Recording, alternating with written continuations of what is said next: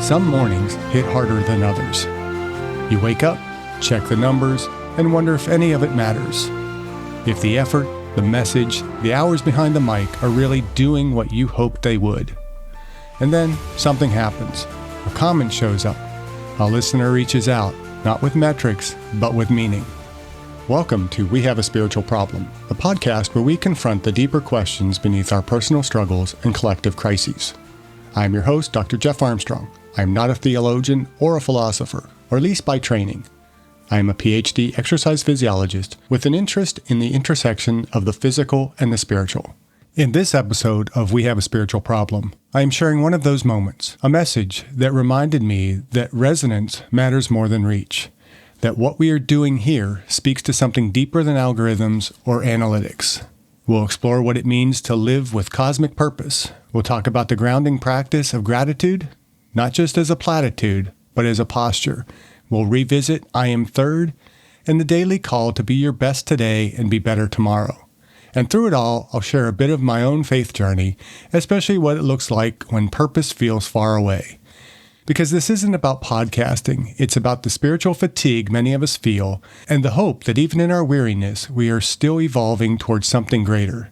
This is We Have a Spiritual Problem. And this is a reminder that even the quiet days carry meaning, even doubt can be sacred. And sometimes it takes a small word from someone else to remember. The work is still worth it. And before we begin, please hit the like button, follow or subscribe depending on the platform you are listening or watching, and share this podcast with a friend. Today's episode is probably a bit more of a personal message to myself, but hopefully others can benefit from it as well. I was having one of those really tough weeks this week. Just having a lot of doubts, discouragement, relationships with work, with podcast itself, and recognizing the low numbers of this podcast and my other podcasts, and just kind of questioning purpose, being discouraged and wondering, am I doing this for any real worthwhile reason? And as I struggled with this, I journaled about it and got to work and kind of just opened up YouTube and received a message from a listener, viewer that really just interrupted this spiral of doubt. And I'm going to read that to you quickly, and then we're just going to dive into it a little bit deeper. So this is from Ed. Ed writes, "Thank you, Jeff. I saw your podcast the first day it came out on YouTube. That was no accident. My own journey resonates your journey. Your honesty and kindness really impressed upon my soul the need for me to keep persevering. You have helped me see that in the imperfections within us and around us, the great love of our Papa God and his Son can somehow make it all right and all right. I just need to ask him for his help. From my heart, thank you, Dr. Armstrong." This was literally an answer to a prayer. In my morning journaling, I wrote, "I am frustrated and lonely. I need a boost. God, I pray, if this is my purpose, show me that what I am doing has value." The paradox is not lost on me. Sometimes when we feel the most unseen, we are having the deepest impact. The morning I thought my efforts were pointless, someone reminded me they were sacred. We're often working in the dark. Our efforts seem invisible, our fruit unmeasurable. I'm reminded of Teilhard's vision of cosmic evolution, how transformation often happens underground in silence. We have to be reminded sometimes that purpose isn't always evident in real time, but it is always active. Very often, our purpose is like a seed beneath the soil. This is just a spiritual metaphor for growth that is not yet visible.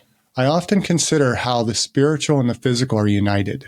We often try to liken our spiritual progress with our modern performance culture, thinking that our spiritual growth and our purpose can be reduced to likes, shares, and analytics. This couldn't be further from reality. I shared in recent episodes what I am learning from the writings of Philip Goff. Like Goff, I trend toward a vision of a universe with an inherent leaning toward meaning. Nevertheless, I struggle with seeing my own purpose in the cosmic purpose. This is a young podcast, and it is challenging to look at the numbers, the views, the follows, the subscriptions, and so on, and not feel like I'm not having any impact. I have to remind myself of my supportive conversation with Dr. Rob Kelly in episode 6, and that impacting even one person is an accomplishment. We have to remember that our impact is not equivalent to immediate visibility. I must remind myself that you are not being ignored. You are being formed. And I encourage as many or as few who are listening to this episode that you too are not being ignored. You are being formed. One of the mantras that I include in my daily journaling is, I am third. This is from the autobiography of Gail Sayers. I have an autographed copy that I have read many times. It's worn out a bit, but it has helped to shape me a bit more and my mindset toward how I deal with others. And the framework of I am third is that my God is first, my family is second, and I am third. I extend this a bit to my God is first, my family and friends are second, and I am third. Really considering that, our neighbor, whoever we would call our neighbor, is second. And then we place ourselves in the struggle of third. And it is a struggle. I have challenges with this often where you strive to say I am third. I often struggle with this concept of I am third. It's something, a very positive thing to try and do, but the more we try and do it, often we start to feel like we're putting ourselves in a place of disadvantage and that others are taking advantage of us, and we start judging what other people are doing and not what we're doing. And we don't just sit there and allow ourselves to just embrace the fact that we need to be other-centered and less self-centered. And having this view of I am third helps me to reorient discouragement. Because oftentimes we think of success as being the applause, the accolades that we receive, the likes and the thumbs ups and the comments that we get on social media. But in reality, success comes from obedience. It comes from helping others and helping others to grow. And there have been countless times where I've found that by practicing I am third, it has actually shifted my energy. I know there was a period of time where I was feeling kind of down and I was voicing that on social media a lot. I was complaining. I was becoming very negative. And I just decided that I need to kind of present the message that I need to others because others need that as well. And so I started putting more favorable messages on. Occasionally I'll just remind my friends that I'm praying for someone special. And generally I am praying for some individual or multiple individuals, but I know often people will recognize that I'm saying as well, I'm praying for you. And it shifts that energy. It takes it away from myself, takes the negativity away from myself, takes it out of the relationship and starts to put more positivity in there. And it's been very helpful to me, but I'm not going to say it's not a daily struggle. And another mantra that I often write is be your best today, be better tomorrow. I'll break this down a little bit. To me, it is a very sustainable spiritual practice. It is not a perfectionist attitude. It should not be a burden. It is just a mental attitude of trying to get better every day. And you'll hear me talk on this podcast and on my Aging Well podcast about the SPIES model, what I call well-centered fitness model, which is a very holistic wellness model that looks at the spiritual, physical, intellectual, emotional, and social. And my efforts to try and grow in those areas every day becomes incremental. And we're trying to get better each day. We're approaching what I say is an asymptote, where we're not going to hit perfection in those areas. But with growth and with a growth mindset, we tend to work toward getting better in all those areas on a daily basis. And I think of it sometimes as a bullseye on a target, that the bullseye keeps getting smaller and smaller and smaller. It's still always there. There's never the perfect center of the bullseye that we hit. It just, the target becomes a bit more difficult to hit. And when we start off, you're first learning how to shoot a bow and arrow, the target's going to be pretty wide open. A bullseye is larger, so it's a little bit easier to score a hit. But as we grow, we need to progressively shrink the target. We need to make it more difficult. We need to be growing towards something better. And better doesn't necessarily mean more visible. It just means more aligned. So sometimes our better might be showing up to others that we're still an asshole. And we're trying to grow. We're getting better. And we're doing the things that we need to do to try and improve ourselves spiritually, physically, intellectually, and emotionally. I'm on a crusade, and that is to change the spelling of gratitude with 2 T's, an attitude of gratitude. Gratitude is not a platitude, but a discipline of resistance against despair. Ed's Common is one of those moments when giving thanks has pulled me out of hopelessness. I conclude my morning journaling with a statement, "To God be the glory, grace, and peace." The former is easy. Giving grace, especially to myself, is hard, very hard. Ed's comment speaks to me of that need for grace. Gratitude, with 2 T's, reroots us in what's already true, even when we don't feel it. In the last 2 episodes of this podcast, I shared a bit about my personal spiritual journey. I'll spare you rehashing this. I will ask you to download and to watch or listen to episodes 24 and 25. As I consider faith, I have to underscore that faith is not certainty. It's a walk towards the unseen. There are countless moments in my life through prayer, through theological moments that have carried me in these situations of doubt and questioning faith and questioning purpose that undoubtedly will be revealed throughout this podcast. There are scriptures as well that have carried me. I tend to favor John 3:17 as opposed to John 3:16, where John 3:17 speaks to the fact that Christ has not come to condemn the world. He's come to save the world. And I've also been buoyed up by some of the scriptures, and not maybe necessarily buoyed, but set on track by the scriptures where it talks about how people come to Christ and they talk about all the things that they're doing, the people they've saved and the people they've healed and whatnot. And he responds to them, "Who are you? I don't know you." And that is a strong reminder that our faith alone is not our salvation. It's our actions and how we interact with others and that other-centeredness, that I am third. And so it really stresses to me the need to not be concerned about the likes and the subscribers and the followers, but the impact that I might be having on even just one person. And if Ed is my only listener, and I know I have at least 2, because Jay, my friend who underscored the SPIES model, is also a frequent listener, and we talk often about this podcast. But even if I'm only impacting 1 or 2 people, I have to remind myself I'm doing something purposeful. And other scriptures that come to mind as well, and at the top of my head, I don't know the exact verses, but there are 4 episodes or 4 instances where Christ speaks to our faith, and he speaks to the 4 enemies of faith, and he speaks to fear, doubt, anxious care, and human reasoning. And these things all tend to cause us to lose some of our faith, to challenge our faith. And it's important that we recognize, fear is natural, but fear is not something that should distract us from doing what is our purpose. We are going to have our doubts. And oftentimes, and I've found this repeatedly throughout my life, that when I've had the greatest amount of doubt, something is going to happen to kind of revive my purpose and my encouragement. I've gotten emails from students that I haven't seen in years. One time I had a student who I had one conversation with about her going to med school, and she had not considered going to med school. And several years later, I get an email out of the blue saying, "Hey, Dr. Armstrong, guess what? I got into med school."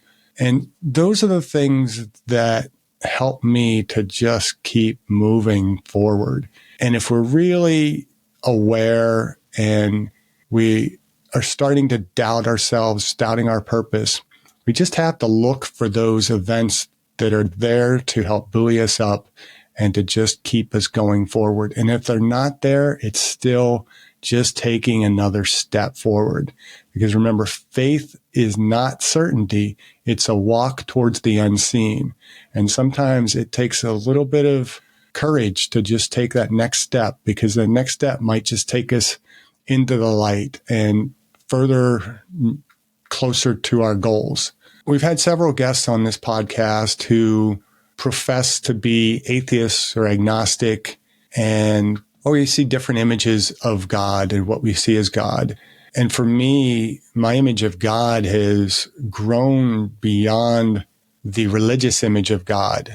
more to a cosmic reality of an evolving love.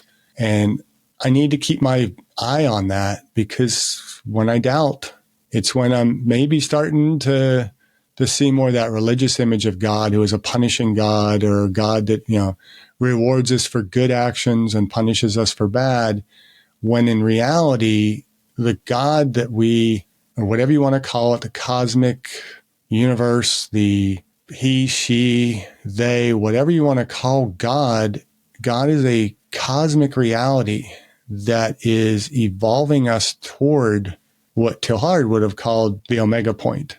I'm going to return to The Tragedy of the Commons, a essay that I read many, many years ago for a class assignment. It's a 1968 classic essay by Garrett Hardin called The Tragedy of the Commons. And to me, this idea of the commons is a societal symptom of spiritual loss. And again, that's part of the purpose of this podcast. We have a spiritual problem. I think the loss of the commons, the tragedy of the commons, is a symptom of this spiritual loss, of the spiritual problem. And that goes back to this idea of other-centeredness. When we take from the commons without giving back, without allowing for the balance of the commons, without considering others, that is a spiritual problem. And in some situations, it's this human feeling that we need to be taking care of ourselves before we take care of others that leads us to taking from the commons more than we should, or believing that somebody else is getting more than they should. And that's what causes these feelings of distress, these feelings of disappointment, these feelings of lack of purpose. And I would argue that our work, even when it goes unnoticed, is helping to restore the commons, is working us towards that omega point, is working us through the cosmic purpose. And it's there to be helping others. And whether we are seeing that help or not, your life, my life, all lives are important. And the more we recognize that and we just keep doing what we're doing. I like to spell the word extraordinary with parentheses around extra, because oftentimes we think of the extraordinary has to be something far beyond the ordinary of our lives. But the reality is we can be extraordinary in the most ordinary of circumstances, where we are impacting people in ways that we just don't recognize. Again, going back to Rob Kelly's conversation and talking about how he can change somebody's day and their life by just simply commenting on their sneakers. If we think that way on a regular basis, we're going to have impact. And impact doesn't have to be tremendous. It doesn't have to be million viewers on YouTube or Instagram or whatever it might be. It could be impacting that one Ed or that one J and changing a life for a moment, because changing that life can then have the impact of changing so many other lives. So I invite those who are listening and watching to participate in healing, not through perfection, but presence, by just simply being present for others and knowing that we're not going to be perfect. We're never going to be perfect. We're going to screw things up regularly. And, I feel that in my own life. I wonder how much more I can screw up my kids and my family and my marriage and all that kind of stuff. But it's important that we just keep in there. We keep being present. We keep striving toward perfection, knowing that perfection is not necessary. It's not achievable, but it's a goal. It's a process. So let me remind you that you are seen. Your purpose is real. The thread is unbroken. Perhaps I need to remind myself of that. Thank you, Jeff. I saw your podcast the first day it came out on YouTube. That was no accident. My own journey resonates your journey. Your honesty and kindness really impressed upon my soul the need for me to keep persevering. You have helped me see that in the imperfections within and around us, the great love of our Papa God and His Son can somehow make it all right and all right. I just need to ask Him for His help. From my heart, thank you, Dr. Armstrong. Ed. These words encourage me and should encourage you. May my journey resonate with your journey. May I be honest and kind to all. May I impress upon your soul to keep persevering. May you see the imperfections within and around you. May you see how the great love of our Papa God and His Son can make it all right and all right. If you're not sure that there is a God, may you see your connection to the cosmic purpose. Be your best today, be better tomorrow, keep walking, even when it feels unseen, the thread holds.